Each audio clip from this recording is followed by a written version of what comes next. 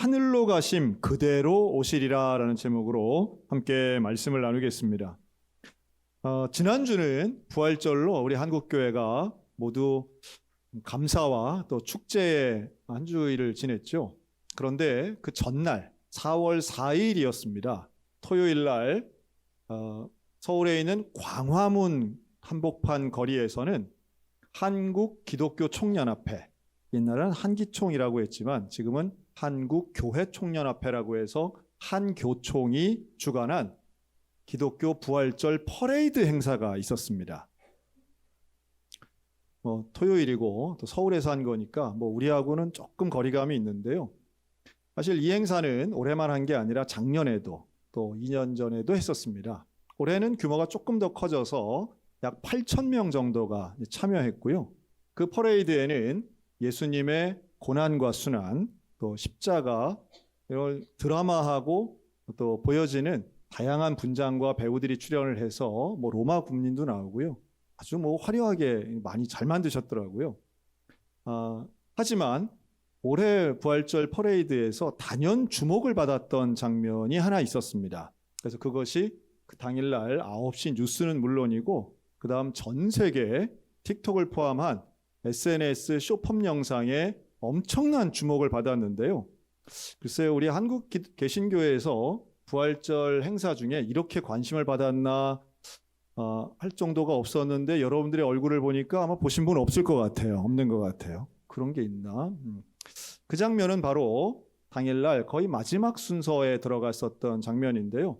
예수님을 연기했던 배우가 몸에 와이어를, 그 철끈이라고 하죠. 철끈을 달고 초대형 크레인에 매달려서 공중으로 올라갔던 장면입니다. 광화문에는 아주 수십 층짜리 높은 빌딩이 있는데요. 그 건물들보다도 훨씬 높이, 우리가 예상하고 생각하는 높이보다도 훨씬 높이 올라가서 정말 사람이 까마득한 점이 될 때까지 그렇게 보이더라고요. 그래서 많은 사람들이 깜짝 놀란 장면이 있었는데요. 안 보면 상관없고 그렇다더라 하는 거죠. 다만 여기에 대해 많은 사람들이 관심을 갖고 화제가 되었더니 사람들의 다양한 평가들도 이어졌습니다. 많은 개신교에 있는 목사님들의 평가는 좀 부정적이게 조금 더 많았던 것 같은데요. 이러한 귀한 승천과 부활의 영광이 한낱 볼거리로, 그것도 저런 유치한 방식으로 만들어진 것을 불편하게 생각하시는 분들 제법 많았고요. 하지만 또 반대 의견들도 있었습니다. 퍼레이드는 원래 그런 것이다. 우리가 언제 주목받아 본 적이 별로 없는데 불교에는 유진 스님이라도 있어서 힙하다는 이야기 듣는데 우리 부활절 퍼레이드나 행사가 그래도 요렇게라도 관심 갖게 한 건 저런 이례적이고 좀 충격적이긴 하지만 저런 것도 괜찮은 거 아니냐라고 하는 반론도 있습니다. 근데 생각은 다양한데요. 저는 오히려 이 기사를 보면서 제가 든 생각은 우리 기독교인들에게 있어서의 승천에 대한 개념과 이해가 조금은 평상시에 좀 부족했던 것 아니겠는가. 우리가 좀 생각하거나 또는 부활에 대해서는 많이 은혜를 나누는데 승천에 대해서는 잘 말을 하지 않았던 것 아닌가 하는 제 반성이 좀 들었습니다. 그러니까 예수님의 승천, 명백한 역사적 사실이고요. 또 성경에는 많은 증인들이 있었던 놀라운 일인데 이 승천이 오늘 우리들과는 어떤 의미가 있을까라고 하는 이야기예요. 부활은 죽었다가 다시 살아나는 거니까 우리의 구원을 위해서 예수님이 십자가에 달려 돌아가시고 3일 만에 부활하셨으니 예수 부활, 나의 부활. 할렐루야. 자, 그런데 예수 승천, 나의 승천일까? 그건 조금 다르지 않을까 하는 생각을 해봐요. 먼저 예수님이 하늘로 올라가신 건 너무도 명백합니다. 그런데 우리가 생각하는 이런 물리적 하늘, 이게 1961년이니까 옛날이긴 한데 사실은 좀 다르다고 하더라고요. 우리 인류가 우주선을 만들어서 처음으로 이 대기권 밖으로 나갔던 것이 이 러시아에서 소비에트 연방이 쏘았던 우주선이고요. 그 안에 인류 최초의 우주인 유리 가가린이라고 하는 우주인이 있었습니다. 27살에 그 우주인이 뭐 우주에 가가지고 했다는 이야기 뭐 그랬다잖아요. 우주에 가니 천국은 없다. 하늘로 아무리 올라가도 하나님은 없더라. 뭐 이런 얘기를 했다고 하잖아요. 지금 와서는 그 사람이 그런 얘기 안 했다. 뭐 이러기도 하는데 어쨌든 유물론을 숭상하던 당시의 공산주의 세계에서는 그것을 가지고 종교나 영적인 세계를 부정하는데 썼던 것도 사실입니다. 뭐 프로파간다라고 하죠. 반면 뭐 이번에 또 아르테미스 2호인가요? 네, 그래서 달 뒤에도 가서 뭐 보고 왔다는데 또 미국의 우주인들은 가가지고 그러죠. 하나님 만드신 광대한 우주를 봤다. 역시 아름답다. 뭐 이랬다는데 근데 우리가 명백히 아는 것은 하늘로 올라간다고 해서 천국이 있냐는 거예요. 뭐 비행기를 안 타보셔서 모르실 텐데 비행기 타보신 분들은 올라가면 뭐가 있어요? 뭐 구름 정도? 뭐 아무것도 없지 않습니까? 그냥 뭐 멋있다, 아름답다는 이야기는 할 수 있을지 몰라도 또 하늘로 올라가면 천국이 있다고 생각하시는 분들은 최소한 현대인들 중에는 없습니다. 그러니까 물리적 하늘, 스카이가 아니라는 것 정도는 우리가 알아요. 자, 그런데 예수님이 승천하신 거는 또 사실이거든요. 그렇다면 아니 그럼 어디로 가신 거지? 왜 예수님은 그 일정 높이라도 올라가신 건 왜 올라가셨을까라고 하는 게 오늘 설교의 주제예요. 솔깃하지 않습니까? 네, 졸지 말고 끝까지 한번 들어보세요. 자, 그런데 여기서 나오는 이 하늘이라고 하는 단어는요. 일단 이 개념을 더 좀 봐야 되겠죠. 이 하늘과 오늘 키워드는 하늘과 구름입니다. 승천하시는 예수님을 보면서 제자들이 분명히 하늘을 보는데 구름이 딱 끼면서 예수님이 구름과 함께 구름에 가리워지시면서 사라졌다. 이제 이 말씀인데 이 하늘과 구름을 먼저 설명을 해야죠. 하늘은 헬라어로 우르노스라고 하는 말입니다. 그런데 이 우라노스라고 하는 말은 정확하게는 땅이 아닌 곳을 이야기하는 거예요. 그러니까 우리가 살고 있는 딛고 사는 이 세속의 세계와 반대되는 개념이 바로 이 우라노스입니다. 그러니 땅이 아니면 하늘 이렇게 이제 우리가 생각할 수 있지만 물리적 하늘을 포함한 영적 하늘을 다 포괄하는 단어다 이렇게 볼 수 있어요. 그래서 우리가 헬라어로 천국을 이 우라노스 바실리아라고 하는데요. 이게 땅이 아닌 곳에 있는 왕국 이런 뜻이에요. 그러니까 우리는 이걸 그냥 천국이라는 단어로 쓰잖아요. 그러면 하나님 나라는 결국은 이 땅과는 다른 나라, 이 땅에 속해 있지 않은 다른 공간 이걸 말씀하는 겁니다. 그리고 이것을 사람들에게 상징화하고 예수님이 실제로 눈으로 볼 수 있도록 공중에 있는 하늘을 하나의 비유적 언어로 사용하시는 거예요. 자, 그런데 또 그러니 올라가면서 하늘, 이 땅과는 완전히 분리되어 있는 공간으로 예수님이 가시기 시작하네.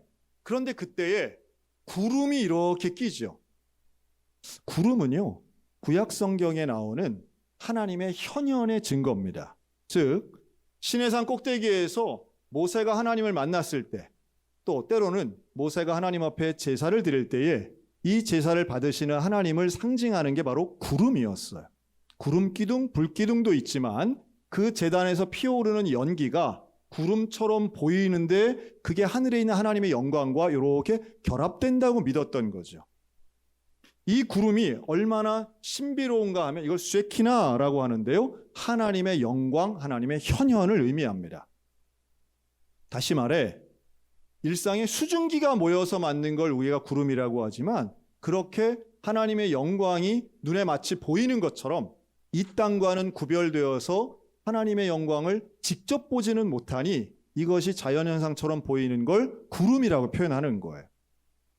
그러니 이 승천하시는 예수님의 모습을 구름이 가리워지고 하늘로 끌어올리셨다라고 하는 모든 표현들은 결국 물리적 하늘인 이 공간 위로 예수님이 오르기는 하셨지만 이건 시작일 뿐이고요. 예수님이 실제로 가시는 공간은 하나님의 나라, 영적 나라, 참된 천국이라고 하는 사실입니다. 이 구약에 보면 승천한 사람들이 몇 명 나와요? 에녹 혹은 엘리야 같은 사람들입니다. 이 에녹과 엘리야는 이 죽지 않고 하늘로 올려지는 승천의 경험을 합니다. 성경에 그 이후에 나오지 않기 때문에 에녹과 엘리야가 어떻게 됐는지는 정확히 알 수 없지만 예수님의 승천과는 다른 거예요. 어떻게 다르냐? 예수님은 부활하셔서 승천하신 겁니다. 이게 왜 중요하냐 하면 인간의 육체를 입고 가는 하나님 나라가 아니라 부활체로서 가는 하나님의 나라로서의 중요한 특징이 있는 거죠. 그래서 예수님은 부활하신 신비로운 상태를 가지고, 부활하신 신비로운 상태는 시공간의 제약을 안 받으시죠. 그 제자들 앞에 나타나실 때도 갑자기 문 안 열고 막 나타나시고 그러다 막 사라지시고 이러거든요. 그런데 이러한 부활체의 신비로움을 가지시고 승천하셔서 하나님의 나라 천국으로 이렇게 옮기셨다고 우리는 믿고 있습니다. 자, 그러면 그럼에도 불구하고 왜 예수님은 그냥 사라지실 수도 있는데 공중으로 올라가셨을까? 자, 여기에 두 명의 존재가 나옵니다. 흰옷 입은 두 사람이 나와요. 흰옷 입은 두 사람. 성경에 나오는 흰옷, 그것도 신비로운 흰옷은요, 하얀 색깔의 옷이라기보다는 광채가 나는 옷이라고 보는 게 합당합니다. 즉 옷에서 빛이 나는 거죠. 그 빛이 태양빛이라기보다는 하나님의 거룩한 영광의 빛이 나오는 거예요. 이걸 정확하게 기술할 만한 인간의 언어는 없다고 생각합니다. 이 영광된 빛이 나서 마치 모세의 얼굴을 똑바로 못 봤던 것처럼, 그것도 일부의 하나님 영광의 일부였거든요. 그렇게 옷에서 광채가 나는 흰옷이라고 표현되는 이 사람들의 존재는 결국 천사겠죠. 근데 이 천사 둘이 하늘을 바라보고 있는 예수님의 승천하시고 사라지신 이 모습을 바라보고 있는 사람들에게 뭐라고 하느냐 하면, 너희가 본 그대로 다시 오실 것이다 라고 말씀합니다. 여러분, 그게 뭐예요? 예수님이 다시 오시는 게 그게 재림입니다. 즉 승천하시는 예수님이 약속을 주세요. 다시 오실 것에 대한 약속을 주시는데 재림에 대한 약속입니다. 사랑하는 성도 여러분, 부활은 구원의 완성이고요, 승천은 예수님 사역의 완성입니다. 예수님이 이 땅에 오셔서 하신 모든 일의 마지막이에요, 승천. 그렇다면 이 부활과 승천을 믿는 우리에게 예수님이 약속해 주시는 것 하나가 있는데 그게 바로 재림입니다. 여러분, 예수 그리스도가 다시 오신다는 사실을 믿으시기 바랍니다. 이 얘기까지 들은 거예요. 천사가 이야기한 예수님의 재림에 대한 약속까지 들었어요. 자, 그러면 이때 예수님의 승천을 본 사람이 100명이 넘거든요. 그럼 이 사람들은 이후에 어떤 삶을 살았을까요? 이들은 직접 들은 거예요. 다시 오실 것에 대한 약속. 그러면 예수님의 승천을 본 사람들은 그 다음 날부터 하늘을 볼 때 무슨 생각이 들까요? 예수님이 다시 오셔. 나는 예수님의 승천을 보았어. 이전까지는 예수님이 사라지시는, 부활하신 예수님이 사라지실 때에 그냥 사람들이 모르게 사라지셨어요. 엠마오로 가던 두 제자가 사라지신, 언제 나타나시고 언제 사라지신지도 모르게 그렇게 경험한 반면, 예수님의 승천을 본 제자들은 바로 그 사라지시는 장면을 경험한 거예요. 그런데 이게 소멸이거나 삭제된 게 아니라 예수님이 다시 오신다는 약속을 하신 거죠. 그러면 하늘을 볼 때에 당연히 이전까지는 하늘이 맑고 개고 흐리고 이런 일기의 여부로 보았다면, 이후로는 하늘은 예수님이 가신 곳, 예수님이 다시 오실 곳으로 보여지는 겁니다.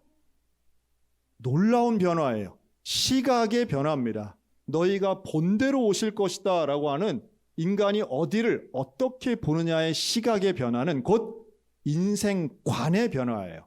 인생관할 때 그 관자가 볼 관자를 쓰잖아요. 인생을 어떻게 볼 것인가, 가치를 어디에 둘 것인가가 가치관인 것처럼 우리 믿음의 사람들이 어떻게 사물을 바라보고 어떤 시각을 가지고 내 인생을 볼 것인가는 하늘과 땅의 차이입니다. 그리고 이제는 하늘을 바라보며 예수님의 승천과 재림을 볼 수 있게 된 이 초대교회 신자들은 어떤 어려움의 순간에도, 고통의 순간에도 이제는 하늘을 바라보며 재림을 기다릴 수 있게 됩니다. 자, 이것을 그냥 멈추지 않죠. 자기의 동료와 그때 승천을 보지 못했던 사람들에게 이것을 전파했을 거예요. 자녀들에게도 이야기하고 마치 자랑처럼 말했을 겁니다. 나 그때 봤어. 예수님이 올라가셨어. 그리고 약속하셨어. 다시 오실 거라고. 언제인지 몰라. 너희가 알려하지 말라고 하셨어. 하지만 분명한 건 예수님 다시 오셔. 여러분, 이 말은 핍박과 박해받던 초대교회 성도들에게는 소망의 말씀이었습니다. 미래가 암울하고 앞날이 캄캄했던 그 순간, 우리말에도 그런 게 있죠. 절망의 순간, 하늘이 무너지는 것 같다, 이런 표현이 있는데요. 마치 그런 느낌의 막막함 가운데에도 이들은 하늘이 무너지는 게 아니라 가끔 고개를 들어 하늘을 볼 때마다 예수님의 약속을 떠올리는 거예요. 지하 무덤인 카타콤에서 이들이 신앙생활을 할 때에도 마찬가지입니다. 우리 하늘을 보자. 다시 오실 거야. 다시 오실 예수님을 생각하면 이 고난을 견뎌낼 수 있는 거죠. 왜냐하면 예수님이 다시 오실 때, 신랑 되신 주님이 다시 오실 때 우리는 신부의 모습으로 정결하게 신앙을 지키고 기다리면서 예수님과 한 몸 돼야지. 예수 부활 나의 부활, 예수 생명 나의 생명. 저는 오늘날 우리들에게도 똑같이 적용할 수 있다고 믿습니다. 아마도 지금 이 시간에도 휴전이 협상이 결렬됐다고 그러죠. 그래서 미국과 이란의 휴전 협상 결렬되면 또 이제 미사일 쏘고 대포 쏠 가능성이 상당히 높아요. 설마 백악관 전화는 아니겠죠. 자, 그런데 이렇게 전쟁터에 살고 계시는 분들이 지금 얼마나 불안하시겠어요. 하늘을 보기가 두렵죠. 지금 지상전이 단 한 번도 실제로 미국과 이란군이 싸우진 않았어요. 그냥 오로지 미사일 쏘고요, 드론이 날아다니고요, 대포가 날아다니는 뿐이에요. 그런데도 지금 수천 명이 죽었습니다. 저는 기도하면서도 도대체 이 전쟁을 왜 하고 있나 하는 안타까움과 참 속상함이 있어요. 너무도 쉽게 전쟁이 시작됐다. 그리고 너무도 비참하게 진행되고 있다. 퇴로를 알 수 없는 이 전쟁의 끝에 정말 많은 분들이 불안해하면서 살고 있습니다. 오늘날 우리들도 전쟁터는 아니지만 전쟁을 겪고 있는 분들만큼은 아닐지 몰라도 우리의 인생도 얼마나 두렵고 불안한지 몰라요. 내일을 모르지 않습니까? 그리고 대부분의 분들이 10년 후를 지금보다 더 어떤 잘 살 것 같은 긍정적으로 희망적으로 보는 분들은 좀 줄어드는 것 같아요. 미래에 대해서 낙관적으로 보기보다는 더 부정적으로 불안하게 보시는 분들이 훨씬 많은 것 같아요. 참 이것은 불행한 일이다 하는 생각이 드는데요. 최소한 재림을 믿는 우리의 시각은 인류는 죄를 지을지 몰라도 결국엔 예수 그리스도가 이 땅에 오실 것이라고 하는 이 예수님의 약속은 저와 여러분들에게 소망이 되는 줄로 믿습니다. 참 중요한 부분이에요. 그런데 자, 그럼 우리 어떻게 살아가야 될까요? 예수님 오실 때까지 우리는 매일 나가가지고 하늘만 보고 있어야 되나요? 그렇진 않죠. 이 두 명의 천사가 하늘 보고 있는 백성들에게, 이 사도들에게 뭐라고 말하냐면, 갈릴리 사람들아, 왜 하늘을 바라보느냐? 라고 말하죠. 이미 예수님 떠나신 거예요. 예수님이 없어요. 예수님이 안 계신 그 하늘만 바라보는 것은 어리석은 일이라는 거예요. 우리가 재림을 믿는다고 해서 매일마다 하늘만 쳐다본다라고 하면 그것은 마치 시한부 종말론자 같은 극단주의자의 삶을 사는 겁니다. 우리는 재림을 믿지만 다시 오실 예수님을 기다리긴 하지만 그 기다리는 재림하실 때까지 우리가 해야 될 일들이 있는 거죠. 일상을 살고 거룩한 삶을 살고 증인된 삶을 사는 것입니다. 그런 가운데 두려움의 순간이 오고 어려움의 순간이 올 때 그때 가끔 하늘을 보는 거예요. 그리고 예수님의 그 약속을 떠올리는 겁니다. 여러분, 그럴 때에 우리가 인생을 향해서 불확실해 보이는 시대 가운데 한 발짝 한 발짝 디디고 걸어갈 수 있다고 확신합니다. 예수님이 약속하시죠. 나는 지금 떠나지만 너희에게 성령을 보낼 것이다. 여러분, 성령이 우리와 함께 하시는 것 예수님의 은혜인 줄로 믿습니다. 성령이 나와 함께 하신다는 것은 내주하시는 성령이 함께 하심으로 예수님의 약속을 생각나게 하고요. 또 예수님의 증인답게 살 수 있도록 우리에게 능력을 주신다는 말씀이에요. 땅 끝까지 이르러 복음을 증거하는 증인된 삶의 능력은 성령께서 주시는 것입니다. 그 성령이 우리의 질병도 치료해 주실 줄로 믿습니다. 그 성령이 우리의 나아갈 바를 밝히 보여주실 줄로 믿습니다. 그 성령이 우리에게 용기와 결단도 주실 줄로 믿습니다. 자, 그러면 그 성령이 내주하시고 그 성령이 역사하시는 그 순간 저는 개인적으로 이렇게 믿습니다. 그때 내 안에 하나님의 왕국 우라노스, 예수께서 올라가신 그 하늘이 잠깐이지만 내 심령 가운데 임한다라고 하는 사실을 저는 믿습니다. 보이는 것은 하늘일지 몰라도 임하는 것은 하나님의 나라입니다. 그리고 그 하나님의 나라가 임하는 우리의 마음 가운데, 심령 가운데 놀랍게도 재림의 소망은 또 다른 하나님의 왕국을 우리 가운데 만들어 주시는 거예요. 그러면 우리는 소망의 미래를 향하여 걸어갈 수 있을 줄로 믿습니다. 두려움과 걱정, 염려가 아니라 담대하게 재림의 신앙을 가지고 걸어갈 수 있는 거죠. 초대교회 카타콤의 신앙이 그랬고 콜로세움에서 사자들에게 물어뜯겼던 우리의 순교의 선배들이 그랬으며 일제강점기 미래가 보이지 않았던 그 1930, 40년대에 우리 한국교회가 그랬습니다. 어떻게 순교할 수 있었을까요? 다름 아닌 재림의 신앙이 있었기 때문에 견딜 수 있었던 겁니다. 사람이 희망이 없으면 살 수 없어요. 희망이 없으면 아무리 많은 것을 소유해도 죽고 싶은 생각이 드는 게 인간입니다. 하지만 희망이 있으면 환경이 어렵고 아무리 아파도 아무리 불안한 상황들이 많다 할지라도 살아갈 수 있는 것, 이게 바로 재림신앙의 능력입니다. 오늘도 우리에게 분명히 말씀해요. 하늘로 가심 그대로 오실 것이다.